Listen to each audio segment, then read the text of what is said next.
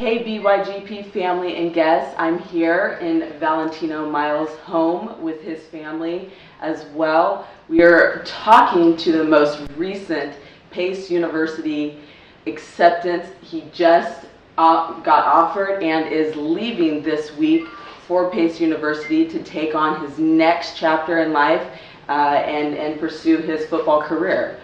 So Valentino, tell us where you actually went to school and your position.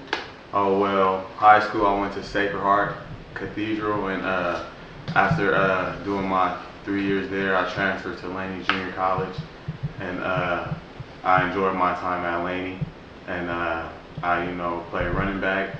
Going into my junior year, I'm transferring to Pace. I'm going to be a setter. Yeah? You excited? Yeah, I'm super excited. I mean, being able to know that I can continue my career, maybe if it's not at a D1, but just knowing that I can continue my career, keep playing the sport that I love to play is just, a blessing, because a lot of people, after they finish those 2 years at a junior college, they're stuck and they don't have nowhere to go. But I was blessed to continue to play for at least another 2 years. Absolutely. So what about football did you fall in love with?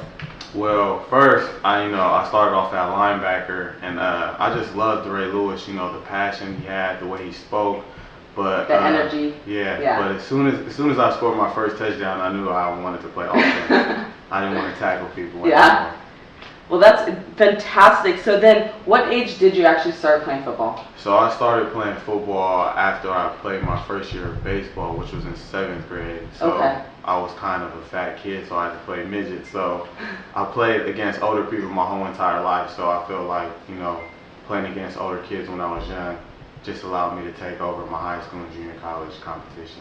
Yeah, because you were already struggling from that point of working up to the big boys, and now once you were one of the big boys yourself, it wasn't much work. Yeah. Well, that's great. So then, now that you are on your way, you're packing your bags, your parents are waving you goodbye, where's your state of mind? How, where's your feeling about this? Well, my mind is in a good place, just basically trying to stay focused, staying in position, making sure that I know my goals, making sure that not only do I have goals, but I have steps so I can reach those goals. Exactly. Because you can't just have a dream without steps to try to achieve that dream, because then it's just a dream. Yes. So I'm making sure that my mind stays right. I gotta make sure that I keep pushing, whatever it takes by any means necessary, and I gotta give it all I got. So then tell us about your recruiting trip to Pace University. Have you been to New York before? No, I never.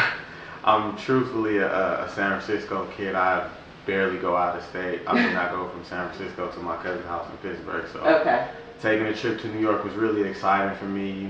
Those 6 hours on the plane, I was kind of scared. Yeah. I didn't know what to think. So as soon as I landed, the coach called me. He was waiting for me. He said he'd been there for an hour, so I knew they were good people. And then when they took me, he showed me around the city. I got to see how green it was. I thought it was going to be real urban, but it was a beautiful place. He pointed out the Brooklyn Bridge. Yeah. And it's $13.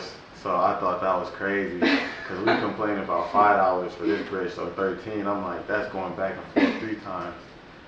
So it was real nice. The people out there, they got nice accents. I think it's really funny. But they think I talk funny too. Yeah. So, I mean, you give a little, you take a little. Absolutely. And I spent a little time out there. It is very different than the West Coast, but you're going to enjoy it. I think you'll definitely enjoy it. Where are you going to be living out there? Are you going to be living on campus? Yeah, I'm going to live on campus. Right now, the way they have it set up is that the upperclassmen lives in townhouses. Okay. While the lowerclassmen stay in buildings, I guess. Like apartment buildings? Yeah. Okay. Yeah. Because we get the nice stuff. They get, cluttered in one big building. So I'm going to probably room with another football player. So, we should have camaraderie and strong relationship just from practicing together. Yeah. So hopefully we can stay academically strong as well. Yeah, and now have you met your roommate? I have no idea who my roommate is. You don't know, okay. Okay.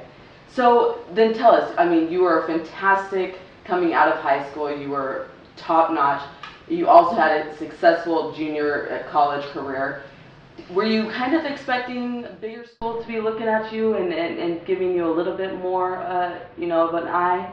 Yeah, after I finished my junior college year, you know, maybe after high school, maybe people were kind of skeptic because you know I kind of like burst onto the scene my junior year and senior year. So I mean, like I was like maybe I had to do a little bit more, maybe prove a little bit more. So when I went to Laney, and you know, I finished as one of the top rushers in the state, and you know, had the highest yards per carry. You know, a lot of Division I schools came calling, but nobody pulled the plug. I didn't know why. So I mean, I was kind of getting scared because, you know, there's a certain time where you got to, during the recruiting process, where you're hoping to sign, and once you don't sign, it's like you don't know where you're going to go. Exactly, yeah. And that's when I got in touch with Coach Woods, and then Coach Woods called Pace, and then it was cookies from there. Right, that's fantastic, and it's great that you did have someone to call. You know, that's a major thing, that you have a mentor and you had people behind you to support you. And when you were in a crunch, you had that phone call to make, and it happened and it worked out for you. Yeah. So that's great. Did you at any time during this whole process, when you know you were hoping for that big school or the school of your dreams, and it wasn't happening, was that affecting your attitude towards, you know, working out and staying focused on what your mission was? I want to say maybe after I lost all the Division I schools I was looking at, probably like late April. Okay. I kind of was very upset. Yeah. You know, I was really down. I felt like, you know, I couldn't catch a break. But you know, I had a lot of people supporting me, telling me, you know, keep focused, keep pushing. And then that's when I started thinking, like, I can only control me. Mm-hmm. I can't control nobody else. So let me just focus on what I can control. And then I just used, you know, all of that, and I focused it and I channeled it into my workouts. And you know, I just been breaking through the roof. I've been killing through plateaus. So maybe I kind of lingered there a little long, but you know, once I came to the understanding that I can only control me, I can't control nobody else, I was able to channel that into a more positive light. Well, I love that you were able to reach that point and use that, you know, as a kind of as a drive to keep moving forward and keep pushing. What would be the one thing that for you to tell those schools that overlooked you? What would be the one thing that you would want them to know? I just want to say to all the schools that decided to pass up on me, you'll see. I don't want to say, I don't wish no bad luck on nobody. I just feel like if they didn't believe I had it, only thing I can say is you'll see. Well, that is fantastic. We are very appreciative of, you know, Valentino speaking with me and the rest of the family and opening up their home.